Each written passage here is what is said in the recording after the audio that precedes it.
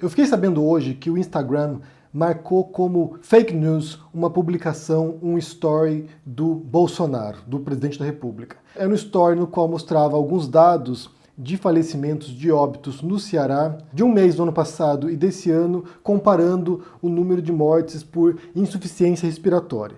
Então, segundo esses dados mostrados pelo Bolsonaro, que são falsos, houve mais mortes por insuficiência respiratória ano passado do que esse ano com o coronavírus. Então, isso foi confirmado como falso. Na verdade, essas mortes no Ceará incluíam outras causas que não apenas insuficiência respiratória e, por causa disso, o Instagram flagueou a postagem do Bolsonaro e agora, se você quiser ver essa postagem, você tem que clicar lá que você quer realmente ver, confirmar isso e depois mostra. É importante quando a gente observa essas redes sociais que fazem isso. Há alguns esforços para tentar levar o usuário no sentido de uma informação fidedigna. O YouTube tentou fazer isso. Geralmente, em alguns vídeos aqui, quando tem fake news, eles põem lá um link para você ir para o Wikipedia, ou para algum jornal, ou para alguma fonte confiável. O Instagram agora tem esse filtro também, né, de marcar que a informação é falsa. Se eu não me engano, o Facebook também tem algo parecido. Então, é crucial que as redes sociais, a internet comece a se mobilizar para tentar filtrar conteúdos falsos, claramente falsos, e que você tem dados para contestar. E, embora esse não seja o tema do vídeo hoje, central, isso é importante para nos puxar para o tema, na verdade, né? Porque tem a ver com essa corrosão da democracia através dessas mentiras. E basta pensar que o Bolsonaro, por exemplo, é alguém que constantemente cita um versículo bíblico: conhecereis a verdade, ela vos libertará, e ele é alguém que mente ou distorce a realidade o tempo todo.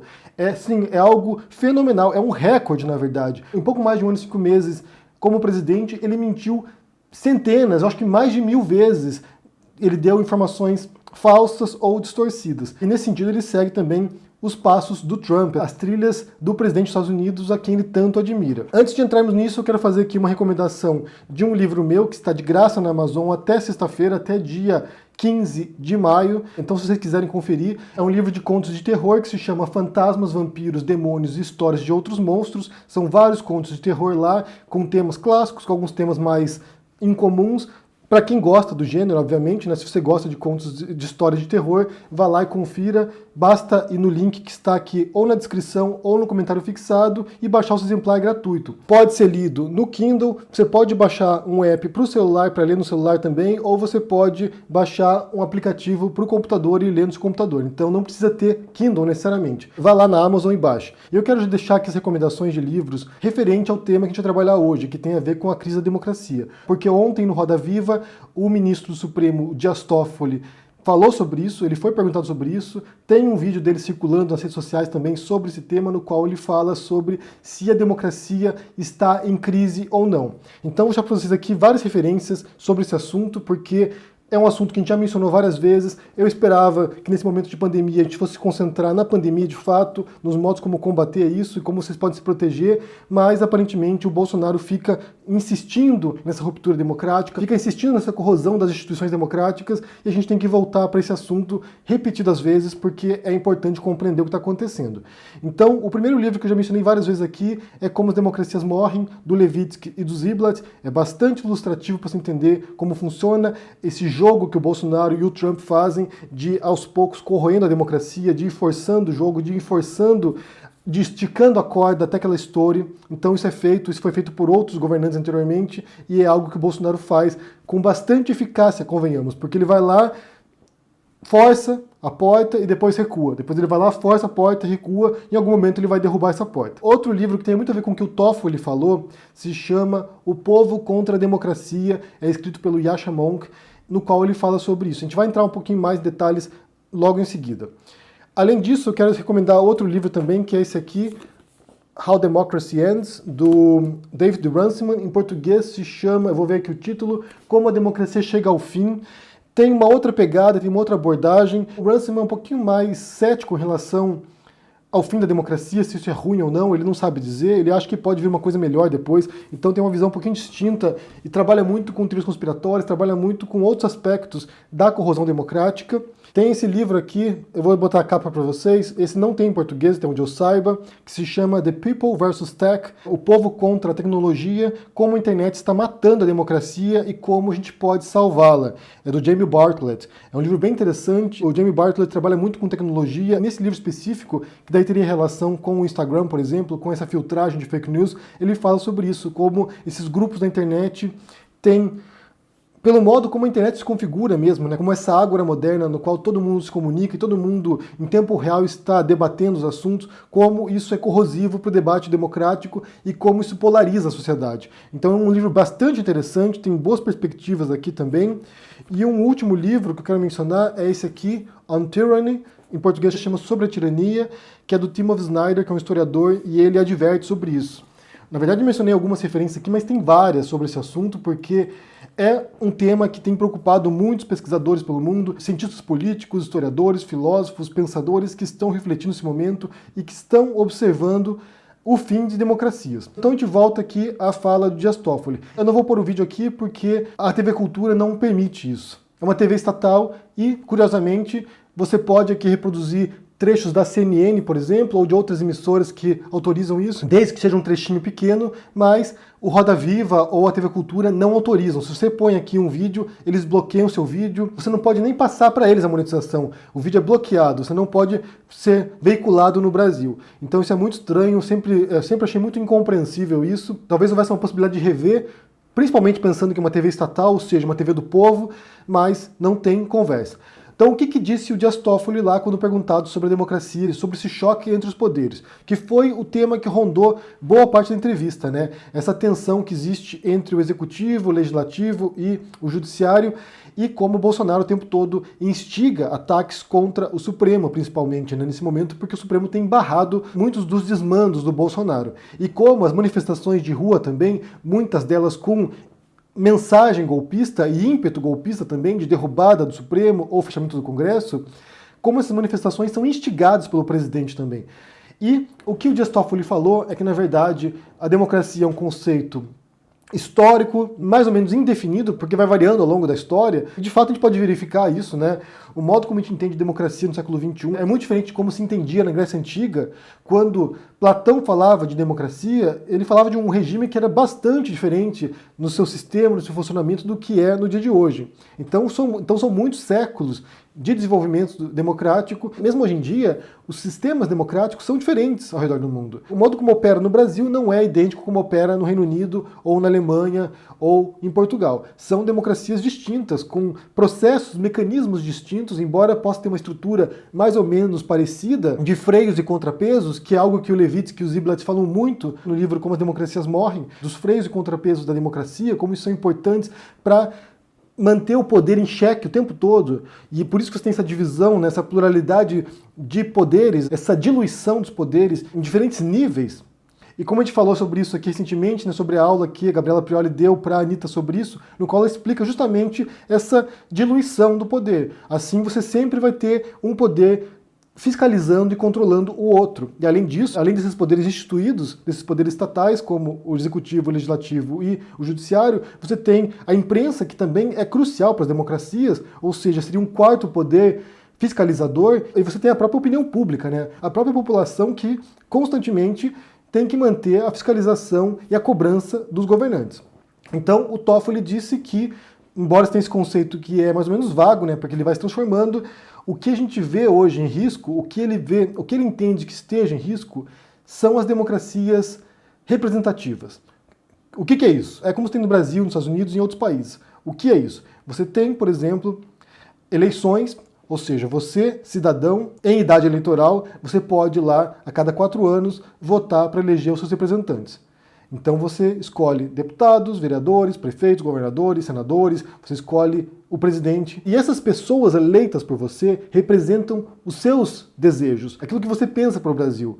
Aquela pessoa, ou aquele partido, ou aquele grupo que, através do seu programa de governo, melhora e enfeixa os seus valores. A gente já falou sobre isso aqui quando o Bolsonaro disse que ele ia fazer cumprir a vontade do povo. E a qual vontade do povo ele se referia? Porque existem milhões de vontades do povo, né? O povo não é uma unidade, o povo não é um grupo homogêneo, tudo igual. Você tem fragmentos de grupos, né? Você tem, por exemplo, os ruralistas, você tem os evangélicos, você tem os católicos, você tem os ateus, você tem a comunidade LGBTQ, você tem mulheres, você tem homens, você tem liberais, você tem progressistas, você tem comunistas, você tem todo tipo de ideias, de posições, de valores na sociedade. Então, através desse voto, você seleciona as pessoas que vão te representar lá e que vão dar uma orientação para o país para políticas públicas, para que essas pessoas, os parlamentares principalmente, passem projetos de lei para te beneficiar, para beneficiar, em grande parte, a sua categoria, o seu grupo, o seu pensamento, os seus valores. Por outro lado, além disso, além desse voto popular, além desse desejo de pôr alguém lá,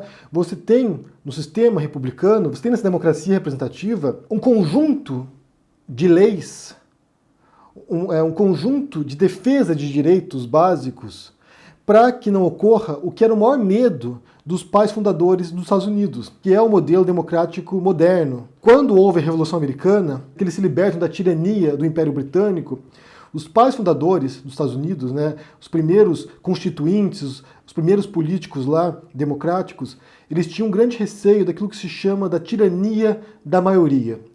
Se vocês lerem o texto do Tocqueville, o livro dele, que é a Democracia na América, ele fala sobre isso, sobre o risco da tirania da maioria. E os próprios gregos já falavam sobre isso. Você tem um termo grego que é a oclocracia, que é a ditadura da plebe, a ditadura da maioria. E um que falava isso era o John Adams, também, que é um dos pais fundadores dos Estados Unidos. O que é isso? É quando a maioria vota, a maioria escolhe os seus representantes e a vontade da maioria sufoca a minoria. Você tem uma frase conhecida do Bolsonaro, da campanha eleitoral, que ele ia governar para a maioria e que as minorias se curvassem ou desaparecessem. Vamos fazer o Brasil para as maiorias! As minorias têm que se curvar às maiorias! A lei deve existir para defender as maiorias! As minorias se adaptam ou simplesmente desaparecem! Isso aí é o resumo da tirania da maioria. E que não funciona, que não existe nas democracias representativas. Não existe uma tirania da maioria. Se você votou no Bolsonaro, você não tem o direito de exigir o extermínio, ou a extinção, ou a expulsão de quem é minoria. Você não tem esse direito, porque, além disso, como eu disse, tem um conjunto de leis que defendem as minorias, para que essa maioria não sufoque a minoria. E o jogo democrático ele funciona desse modo, justamente desse modo, porque uma maioria vai lá e vota num candidato, um presidente, por exemplo, esse candidato vai lá, implementa seus projetos, comete um monte de erro, um monte de cagada, um outro grupo se organiza, forma uma maioria e quando tem uma outra eleição, essa nova maioria vai lá e põe outro candidato lá. Então você tem um pêndulo que oscila. A maioria ela geralmente é flutuante, porque os interesses vão mudando e também a frustração vai mudando. Quando o Toffoli diz que o que está em risco agora é justamente essa democracia representativa, é o que o Yascha Mounk fala que é uma transição de uma democracia liberal, ou seja, uma democracia com esses direitos resguardados tanto para a maioria quanto para a minoria, e é uma transição para uma democracia iliberal, que é uma democracia nesse molde de tirania da maioria. Ou seja, quem ganhou, quem é a maioria, acaba sufocando, acaba eliminando, acaba soterrando as minorias. E é o que a gente vê, por exemplo,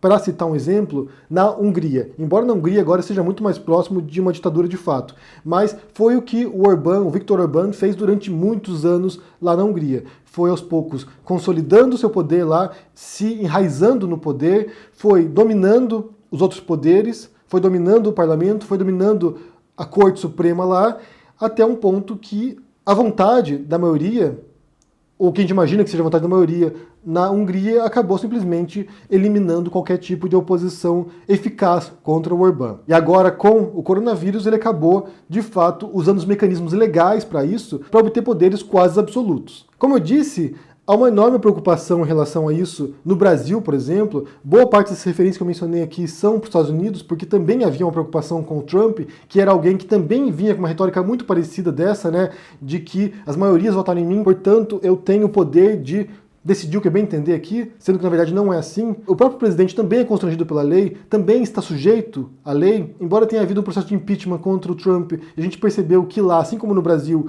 o que conta não é tanto a lei, mas a política, os interesses políticos. Ou seja, embora esses autores tenham escrito sobre o cenário norte-americano principalmente, isso também se reflete no Brasil e também nos desperta alertas.